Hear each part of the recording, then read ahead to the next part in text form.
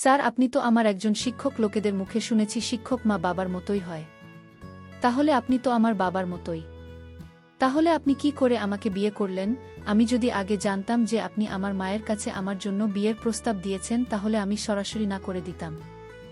জানি না কেন আমার মা আপনার মতো মানুষের সাথে আমাকে বিয়ে দিল। আমার এসব কথা আমার শিক্ষক শুনে বল, দেখো, বিয়ের ব্যাপার হলো আল্লাহর হাতে, তাই যার সাথে যার জুরি লেখা তার সাথে বিয়ে হবে। আমি বললাম, আমি তো এই বিয়েটা মেনে নিতে পারছি না। কোথায়? আপনার বয়স প্রায় পড়াশ ছুঁই, আর আমার মাত্র 14 বছর।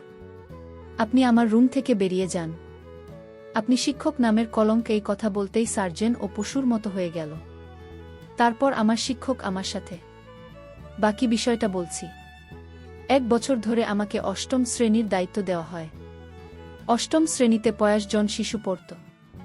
ছেলে ও ভাই আমাদের স্কুলে পড়ত।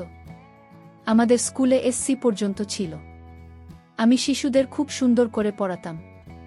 আমি কখনো বাচ্চাদের উপর রাগ করতাম না। আমি সবসময় বাচ্চাদের বুঝিয়ে শেখাতাম। এজন্য তারা আমাকে তাদের প্রিয় শিক্ষক হিসেবে মানতে শুরু করে। একদিন আমি যখন ক্লাসে বাচ্চাদের পড়াচ্ছিলাম, তখন একটা মেয়ে আমার কাছে এল। 17 বছর বয়সী এবং 8ম শ্রেণীর ছাত্রী ছিল। মেয়েটা এসে আমার কাছে দাঁড়িয়ে বলতে লাগল, স্যার, আমার বিয়ে আপনার সাথে হবে। আমি আমার সামনে রাখা খাতগুলো চেক করছিলাম এবং চেক করতে খুব ব্যস্ত ছিলাম। তাই হঠাৎ তার কথা শুনে হতবাক হয়ে গেলাম। আমি তার দিকে তাকিয়ে ভাবছিলাম, হয়তো আমি কিছু ভুল শুনেছি। তারপর আমি আবার জিজ্ঞাসা করলে সে বলতে থাকে, স্যার, আপনার সাথে আমার বিয়ে হবে আর আপনি আমার স্বামী হবেন। যখন সে আবার বলল, আমি কিছুক্ষণ তার দিকে তাকিয়ে রইলাম। সে খুব জোর দিয়ে কথাগুলো বলছিল, যেন সে যা বলছিল তা সত্য হয়ে উঠবে এবং সে যে বিশ্বাসের সাথে কথা বলছে, তাতে আমি অবাক হলাম। সে দেখতে খুব নিষ্পাপ হয়েছিল। সে আবার বলল, স্যার, আপনার আমার সাথে বিয়ে হবে। আমি হবে আপনার বউ আর আপনি হবেন আমার স্বামী। সে আবার এই কথা বললে আমি হেসে উঠলাম। সে যা বলেছিল তা আমি তামাশা ভেবে উড়িয়ে দিলাম। এবং আমি তাকে বকাঝকা করেননি, বরং সে যা বলেছিল তা উপেক্ষা করে তাকে তার জায়গায় ফিরিয়ে দিলাম এবং তারপরে আমার কাজে ব্যস্ত হয়ে পড়েছিলাম। সে একটি শিশু, এটা ভেবে ওকে এগিয়ে গেলাম। এরপর যখনই তাকে দেখতাম তার কথা মনে করে আমি শুধু হাসতে থাকতাম। সে একটি শিশু ছিল। সে খুব সুন্দরী ছিল। তার ক্লাসের সবচেয়ে মেধাবী মেয়ে ছিল। এই কারণেই সে অন্য শিক্ষকদের মতো আমারও নজরে ছিল। আমার শিক্ষার একটি নীতি হল, আমি সকল শিশুকে একই দৃষ্টিকোণ থেকে দেখি এবং সবার সাথে সমান আচরণ করি। আমি নিজেও এমন সময় পার করেছি বলে তার বুদ্ধিমত্তা ছাড়া তাকে অন্য শিশুদের সাথে আমি তুলনা করি না। এবং আমি জানি শিক্ষকরা যখন কাউকে ফেভারিট করে তখন খুব খারাপ লাগে। সেজন্য আমি সবসময় চেষ্টা করতাম এ বিষয়ে মনোযোগ না দিতে। আমি মেয়েটির কথা উপেক্ষা করেছিলাম। এই ঈদে যে সে একটি শিশু এবং সে যা বলেছে তার গুরুত্ব সহকারে নেওয়া দরকার নেই। তবে আমি অবশ্যই তার শিশুসুলভ কথা এনজয় করেছি। আমি ছুটির সময় স্কুল থেকে বেরোলাম যাতে আমি তাড়াতাড়ি বাড়ি পৌঁছে বিশ্রাম নিতে পারি। কিছুক্ষণ পর বাড়িতে পৌঁছলাম। ফ্রেশ হয়ে আমি আমার খাবার খেয়ে নিলাম। তারপর আরাম করে খেয়ে রুমে গিয়ে শুয়ে পড়লাম। আমি চোখ বন্ধ করেছিলাম, এমন সময় হঠাৎ আমার রুমের দরজা খুলে কেউ একজন ঢুকলেন। দরজা খোলার শব্দে চোখ খুললাম। চোখ খুলে দেখলাম মা আসছে। মাকে দেখে আমি সোজা হয়ে বসলাম, আর উনি এসে আমার সামনে বসলেন। মাকে জিজ্ঞেস করলাম, কি হয়েছে মা, তুমি বিশ্রাম নিচ্ছিলেন না? আমার প্রশ্ন শুনে মা হাসতে লাগলেন আর বললেন, হ্যাঁ, তবে তোর সাথে আমার কিছু গুরুত্বপূর্ণ কথা বলার ছিল, তাই তো রুমে এসেছি। মায়ের কথা শুনে আমি ভাবলাম যে মা আমার সাথে কি এমন গুরুত্বপূর্ণ কথা বলতে চাইছিল। মা আমার সাথে কথা বলতে আমার ঘরে এসেছে। আমি তাকে বললাম, তুমি আমার সাথে কথা বলতে চাও, বলো। আমি খুব চিন্তায় পড়ে গেলাম এবং মা আবার হাসতে লাগল। মা আমাকে বলতে লাগল, হ্যাঁ, তোর সাথে আমার একটা গুরুত্বপূর্ণ কথা আছে এবং আমি এখন তোর সাথে কথা বলতে চাই, কারণ তোর বাবা তোর উত্তর জানতে চায়। এবার মায়ের কথা শুনে আমি আরও বিভ্রান্ত হয়ে গেলাম এবং একই বিভ্রান্তিতে আমার মায়ের দিকে তাকালাম। মা বলল, আসলে এখন আমরা তোর বিয়ে দিতে চাই। উত্তর, বিয়ের বয়স হয়েছে, তাই তোর জন্য একটা মেয়ে খুঁজেছি। তোর মতামত জানতে এসেছি যাতে আমরা মেয়েটির পরিবারকে উত্তর দিতে পারি। মেয়েটি ভালো এবং শিক্ষিত এবং তাদের কোনো কিছুরই অভাব নেই। তোর বাবার সব কিছু পছন্দ হয়েছে আর আমিও এটাকে খুব পছন্দ করেছি। তাই আমি তোর ইচ্ছা জানতে চাই, যাতে আমরা তাদের আমাদের বাড়িতে দেখানোর জন্য ডাকতে পারি। আমি মাকে বললাম, মা, আমি এখনই বিয়ে করতে চাই না। আমি এবছরই মাত্র চাকরি পেয়েছি। এখন আমি ইনকাম করতে চাই, তারপরে বিয়ে করতে চাই। মা বলল, আমি আর ঘরের সকল কাজ সামলাতে পারি না। ঘরের সব কাজের ভার আমার উপর, এখন আমার বুড়ো মায়ের কাজ করার মতো শক্তি নেই। তোর বোন সারাদিন স্কুল আর টিউশন নিয়ে ব্যস্ত, আর আমি বাড়িতে একা থাকি। বাড়িতে বোমা এসে আমার সঙ্গে কাজে হাত লাগাবে এবং আমার মন খুশি থাকবে। আমি বেঁচে থাকতে নাতি নাতনির মুখ দেখে যেতে চাই। আমি চাই না আমার ছেলের বিয়ে দেখতে না পেরে তার আগেই পৃথিবী ছেড়ে চলে যায়। মাকে বললাম, কি সব কথা বলছো? মায়ের কথা শোনার পর আমি অবাক হয়ে মায়ের দিকে তাকালাম। আর সেই নিয়ে অষ্টম শ্রেণীর ছাত্রীর কথা মনে পড়ল, যে আজ আমাকে বলেছে আমার বিয়ে তার সাথে হবে আর আমি তার বর হবে। সে যা বলেছে তা মনে করে আমি হেসেছিলাম। অথচ বাস্তবে আমার বিয়ে নিয়ে আলোচনা শুরু হয়েছে। মা বলতে লাগলেন, কোথায় হারিয়ে গিয়েছিলেন বাবা? তাড়াতাড়ি উত্তর দাও, যাতে মেয়ের বাবা মাকে যত তাড়াতাড়ি সম্ভব জবাব দিতে পারি। আমি অন্য কিছু ভাবছিলাম, তুমি যা ঠিক মনে করো তেমন করতে পারো। আমি আমার বাবা মাকে খুব ভালোবাসতেন এবং তাদের সিদ্ধান্তে খুব খুশি ছিলাম। আমি বলেছিলাম যে তুমি আমার জন্য যা সিদ্ধান্ত নেবে আমি তাতে রাজি। আমি জানতাম যে আমার বাবা মা কখনোই আমার জন্য ভুল সিদ্ধান্ত নেবেন না। তাই আমি আমার বাবা মায়ের প্রতিটি সিদ্ধান্তকে সম্মান করতাম। মা আমার সিদ্ধান্ত শুনে খুব খুশি হলেন এবং আমাকে অনেক আশীর্বাদ করলেন এবং তার ঘরে চলে গেলেন। তারা আমাকে বললেন, ঘুমোতে খুব ভোরে উঠে তোমাকে স্কুলে যেতে হয়। মায়ের কথা ভেবে ঘুমানোর চেষ্টা করতে লাগলাম। আমি আমার বাবা মায়ের বড় ছেলে ছিলাম, তাই বাড়ির সবাই আমাকে সবচেয়ে বেশি ভালোবাসতেন। আমার ছোট ভাই বোনেরা আমাকে অনেক সম্মান করত। আমি যে স্কুলে চাকরি করতাম সেই স্কুলে আমার ভাই বোনকে ভর্তি করিয়েছিলাম। প্রথম দিকে আমি আমার শখের জন্য শুরু করি, যদিও আমি অন্য কিছু কাজ করতে চেয়েছিলাম, কিন্তু আপাতত এটাই যথেষ্ট ছিল। ভেবেছিলাম যদি কখনো ভালো চাকরি পেয়ে যাই তখন চলছে সেই কাজে লেগে যাবে। কিন্তু তারপরও আমাদের বাড়িতে কোনো ধরনের অভাব ছিল না। আমার বাবার আমার রোজগারের সংসারটা ভালোই চলছিল। আমি স্কুলে কাজ শুরু করার পর 1 বছর হয়ে গেছে। আমার সামর্থ্য দিয়ে চাকরি পেয়েছি বলে আমার বাবা আমার চাকরি নিয়ে খুব খুশি ছিলেন। আমি খুব মেধাবী ছিলাম, সেজন্য স্কুলের লোকজন আমার বেতন তাড়াতাড়ি বাড়িয়ে দেয়। আমি খুব ভালো করে বাচ্চাদের পড়াতাম। আমি কখনোই বাচ্চাদের সাথে খারাপ শব্দ ব্যবহার করিনি এবং স্কুলের সবাই আমাকে অনেক সম্মান করত এবং আমার বাবা মা জন্য খুশি ছিলেন যে আমি দায়িত্ব বুঝতে শিখেছি। আমার দায়িত্ব ছিল অষ্টম শ্রেণীতে পড়ানো। আমাকে তো তাদের পড়াতে হবে এবং আমি কোনো সংকট ছাড়া এই দায়িত্ব নিয়েছিলাম। আমি পড়ানো বিষয়ে আগ্রহী ছিলাম। এখন আমি অষ্টম শ্রেণীর স্থায়ী শিক্ষক হয়েছি এবং শিশু শ্রেণীর বাচ্চাদের পড়াতাম না। এরা আবার আমার কাছে এসে আমার সাথে বিয়ের ব্যাপারে খুব জোরালো সুরে কথা বলতে লাগল। আমি আবার তার কথায় হেসে ফেললাম। ভাবলাম সে বাচ্চা শিশুরা প্রায় এমন কথা বলে। আমি বিয়ে করার জন্য আমার বাবা মাকে হ্যাঁ বলে দিয়েছিলাম এবং আমার উত্তরে মেয়েপক্ষের বাবা মায়ের কাছে পৌঁছে গিয়েছিল। মা বলল, কয়েকদিন পর মেয়েটির পরিবার আমাকে দেখতে আমার বাড়িতে আসবে। তাতে আমি রাজি হয়েছি।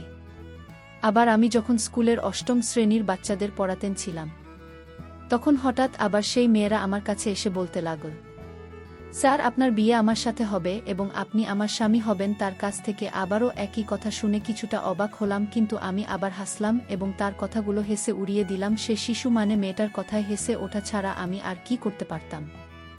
আজ ওর কথায় হাসতে হাসতে ওর কথাটা আরেকবার ইগনোর করলাম। আমি অন্য বাচ্চাদের সাথে ব্যস্ত হয়ে পড়ল। এই জিনিসগুলি আমি মন থেকে ভুলে গেলাম। কিন্তু আগামী কয়েকদিনের মধ্যেই স্পষ্ট হয়ে গেল সে তার কথায় কতটা বিশ্বাস ছিল। কারণ সে প্রতিদিনই আমার কাছে আসতো এবং একই কথা বলতো যে তোমার বিয়ে আমার সাথে হবে এবং তুমি আমার স্বামী হবে। শুরুতে আমি তার কথা শুনে হাসতাম এবং তা নিয়ে মজা করতাম, কিন্তু কতদিন আমি এটা করতে পারতাম? কারণ এখন শব্দের সীমা ছাড়িয়ে গেছে এবং সেটা আমার সাধ্যের বাইরে চলে গেছে এবং আমার মনে হয়েছিল যে কোনোদিন আমি তার উপর রাগ দেখিয়ে ফেলি। আমি বুঝতে পারিনি যে সে আমাকে প্রতিদিন বিরক্ত করছে। সে এমন করত এবং তাও কোনো কারণ ছাড়াই। একদিন তাকে ভালো করে বুঝিয়ে দিয়েছিলাম যে সে যেন এভাবে কথা না বলে, কিন্তু সে তখনও বুঝতে পারেনি। সে আবার একই কথার পুনরাবৃত্তি করেছিল। এবার তার কথায় আমি আরও বিরক্ত হয়ে গেলাম। কিভাবে এই শিশুটিকে এসব কথা থেকে দূরে রাখা যায়, তার প্রশ্নের কোনো সমাধান আমি পেলাম না। আমি আমার স্কুলের অন্য শিক্ষকদের যেটা বলতে পারিনি, কারণ আমি জানতাম আমার কথা শুনে তারা বলবে ও বাচ্চা, তার কথাকে উপেক্ষা করো। যদিও আমি তাকে ছোট ভেবে তার কথাগুলিকে উপেক্ষা করতে পারিনি, এবং আমি খুব বিরক্ত ছিলাম, কারণ সে প্রতিদিন একই কথা বলছিল। সেদিনও চেয়ারে বসে আমি যখন ক্লাসের বাচ্চাদের পড়াচ্ছিলাম তখন সে আমার কাছে এসে আমার কাছে একই কথা বলা শুরু করল। সে প্রতিদিনই কথা বলতো এবং আমি এটা সহ্য করতে পারছিলাম না এবং আমার তার উপর খুব রাগ ছিল। ওদিক এসে আমার সামনে নিষ্পাপ মুখে দাঁড়িয়েছিল। প্রথমে তাকে ভালোবেসে বুঝিয়েছিল বাচ্চারা এমন কথা বলে না, কিন্তু তারপরেও সেই একই কথা বলেছিল যেটা সে সবসময় বলতো। এবার আমি আরও বিরক্ত হয়ে গেলাম। আমি ওকে ধমক দিয়ে বললাম তাহলে ওর বাবাকে স্কুলে নিয়ে আসতে। আমি তাকে রাগ দেখিয়ে বললে সে বলতে শুরু করে, স্যার আমার বাবা স্কুলে আসতে পারবে না। আমি তার বাবাকে স্কুলে ডাকতে চেয়েছিলাম, যাতে আমি তার সমস্ত কাজকর্ম সম্পর্কে বলতে পারি এবং সে তার মেয়েকে বোঝাতে পারে যে বাচ্চারা এভাবে কথা বললে ভাল লাগে না। আমি তাকে বোঝাতে হয়তো সে বোঝেনি, তবে সে অবশ্যই তার বাবার কথা মানবে। খুব নিষ্পাপ মুখে এ কথা বললেও সে, আমি বললাম তিনি আসতে পারবেন না কেন সেটা বলাতে। আমার খুব রাগ হলো, কিন্তু কোনো রকমের রাগ কন্ট্রোল করে অনেক নরমভাবে তাকে জিজ্ঞাসা করলাম, তোমার বাবা স্কুলে আসতে পারবে না কারণ সময়ে বলল, স্যার আমার বাবা পঙ্গু, 2 পা দিয়ে হাঁটতে পারে না। আপনি আমাদের বাড়িতে গিয়ে তার সাথে দেখা করুন। শিশুটি খুব শান্ত স্বভাবের বলছিল। আমি অবাক হলাম যে তার বাবা পঙ্গু। আমার তো বিশ্বাস হচ্ছিল না, কিন্তু মেয়েটি 8ম শ্রেণীতে পড়ে। তার মেয়ে এতটাই ছোট ছিল না যে এত বড় মিথ্যে বলবে। তার বাবা নিশ্চয়ই পঙ্গু ছিলেন, সেই কারণেই মেয়েটি এমন কথা বলছিল। ওর কথা শুনে আমি অবাক হলাম, কারণ আমি ঠিক করে নিয়েছিলাম ওর বাড়িতে গিয়ে ওর বাবার সাথে দেখা করব। তার স্কুলের পর ওর বাড়িতে যাব। স্কুল শেষ হওয়ার পর আমি গুরুত্বপূর্ণ কাগজপত্র ফাইল তুলে নিয়ে স্কুল থেকে বেরিয়ে গেলাম। সেই মেয়ের সময় আমার সাথে ছিল, কারণ আমার সাথে সেই মেয়েটিও মনে ছিল যে আমি তার বাড়িতে তার অসহায় বাবার সঙ্গে দেখা করতে যাব। অনেকগুলি রাস্তা দিয়ে যেতে যেতে অনেক দেরি হয়ে গিয়েছিল। প্রায় 20 মিনিট পরে আমরা তার বাড়িতে পৌঁছলাম। সেটি খুব বড় না হলেও একটা ছোট পুরনো বাড়ি ছিল। তারপর সেই মেয়েটার সাথে ঘরে ঢুকলাম। বাড়ির দেওয়ালগুলো দেখতে খুবই অদ্ভুত এবং পুরনো টাইপের। বাড়িটা দেখতে একটা ভুতুড়ে মুভি টাইপের। বাড়িটা দেখে আমি একটু চিন্তিত হয়েছিলাম, কিন্তু তারপর সাহস সঞ্চয় করে তার বাবাকে দেখতে গেলাম, কিন্তু বাড়ির কোথাও তাকে দেখা যাচ্ছিল না। এক ঘর থেকে অন্য ঘরে এবং তারপর উঠোনে রান্নাঘরের পুরো বাড়ি উকি দেওয়ার পরেও আমি তার বাবা মাকে ঘরে দেখতে পেলাম না। ওরা বলছিল তার বাবা অসহায়। সে যদি অসহায় হয়ে কোথাও যেতে না পারে তাহলে তার বাড়িতে উপস্থিত থাকা উচিত ছিল, কিন্তু বাড়ির কোথাও তাকে দেখতে পেলাম না। আমি বিরক্ত ছিলাম। আমি তাকে জিজ্ঞাসা করলাম, তোমার বাবা কোথায়? সে বলল, সামনের ঘরে আছে বাবা। আমি ঘরের দিকে তাকাচ্ছিলাম, কিন্তু সেই ঘরের দিকে তাকাতেই আমি অবাক হয়ে গেলাম, কারণ আমি সেই ঘরে আগেই দেখেছি। সেটা খালি ছিল, খুব সাধারণ একটা বাড়ি ছিল না তো। বাড়িতে বেশি আসবাব ছিল না। বাড়িতে বসবাসকারী কেউ উপস্থিত ছিল জানি না। সে আমাকে তার বাড়িতে নিয়ে এসেছে। আমি তার অনুরোধে আমি ঘরে ঢুকলাম। ভাবলাম আর একবার দেখতে ক্ষতি কি যে। আমি রুমের ভিতরে ঢুকলাম। তারপর যা দেখলাম তাতে আমার দম বন্ধ হয়ে আসছিল, কারণ আমি আমার পিছনে একজন মহিলার কণ্ঠস্বর শুনতে পেলাম, যা আমি পিছনে ঘুরে দেখলাম। আমি হঠাৎ ভয় পেয়ে গেলাম এবং আমি চিৎকার করে উঠলাম, কারণ আমার সামনে একজন মোটা মহিলার দাঁড়িয়ে ছিলেন। তিনি আমার দিকে তাকিয়েছিলেন। আমি তাকে জিজ্ঞাসা করলাম, তুমি কে? দরজা খোলা ছিল, কিন্তু সময়ের কোথাও দেখতে পাচ্ছিলাম না, এবং দরজার সামনে সেই মহিলা দাঁড়িয়ে ছিল। তার সামনে দিয়ে আমি বের হতে পারব না। সে কি ছিল আমি জানি না, কিন্তু আমার তাকে খুব ভয় লাগছিল, কারণ সেই মহিলাকে দেখে মনে হচ্ছে উনি খুব রেগে আছেন। আমি যেসব সম্পর্কে চিন্তা করছিলাম, মহিলা বলল, আমি সুমাইয়ার মা, আর এখন তুমি নাকি তাকে বিয়ে করতে যাচ্ছে। এই কথাটা বলতে আমার চোখ বড় বড় হয়ে উঠবে। আমি জোরে চিৎকার করে বললাম, কি রকম বাজে কথা বলছেন? তখন সেই মহিলা রাগে ভরা চোখ নিয়ে গলা নিচু করে কথা বলো। আর বল চল এখন তোমার বিয়ের আয়োজন হবে। আমি বললাম, আপনি একজন মহিলা এবং আমি আপনাকে সম্মান করি। আপনি কিভাবে আপনার 13 বছরের মেয়েকে আমার সাথে জোর করে বিয়ে দিতে পারেন? কোথায় 17 বছর বয়সী আর কোথায় আমি একজন 25 বছর বয়সী যুবক? তারপর তারা আমাকে ভুলিয়ে ভালিয়ে 13 বছর বয়সী মেয়ের সাথে বিয়ে দিয়ে দিল। আমি যখন বাসর ঘরে ঢুকলাম তখন মেয়েটি বলল, আপনি আমার রুমে আসবেন না। আমার বিয়ের বয়স হয়নি। কিন্তু এতে আমার করার কিছু ছিল না, কারণ আমার মা বাবা আপনার সাথে বিয়ে দিতে আমাকে বাধ্য করেছে। আপনি 3 বছর আমার রুমে আসবেন না। আমি বললাম, এটা আবার কেমন কথা? বিয়ে করেছ আমায়, বলছো 3 বছর পর তোমার রুমে আসব। তাহলে কেন এত আগে আমায় বিয়ে করলে? সুমাইজা তখন উত্তর দিল, আমি বিয়ে করেছি ঠিকই, কিন্তু আপনি আপনার জায়গায় থাকুন। আমার জায়গায় আসার চেষ্টা করবেন না, কারণ আমার বয়স তো অনেক কম। আমি বললাম, আমি তোমার কোনো কথাই শুনব না। আমার যা করার আমি করব। সুমাইয়া বলল, এটা কিন্তু বাড়াবাড়ি হচ্ছে, ভালো হবে না কিন্তু। আমি মাত্র ক্লাস 8-এ পড়ি। তারপর আমার স্বামী আমার কোনো কথাই শুনল না, তার নিজের মতো করে আমাকে। আমি তার সব আচরণ সহ্য করতে পারছিলাম না। আমি বলছিলাম, আমার কিন্তু সঙ্গে হচ্ছে না, আমাকে দয়া করুন। সে আমাকে কোনোভাবেই দয়া করল না, বরং আমার সকল দামি সম্পদগুলো কেড়ে নিল। বন্ধুরা, আজকের পর্ব কেমন লাগলো তা অবশ্যই কমেন্ট করে জানাতে ভুলবেন না। আর এরকম নতুন নতুন ভিডিও পেতে আমার চ্যানেলটিকে সাবস্ক্রাইব করে পাশে থাকবেন। ধন্যবাদ।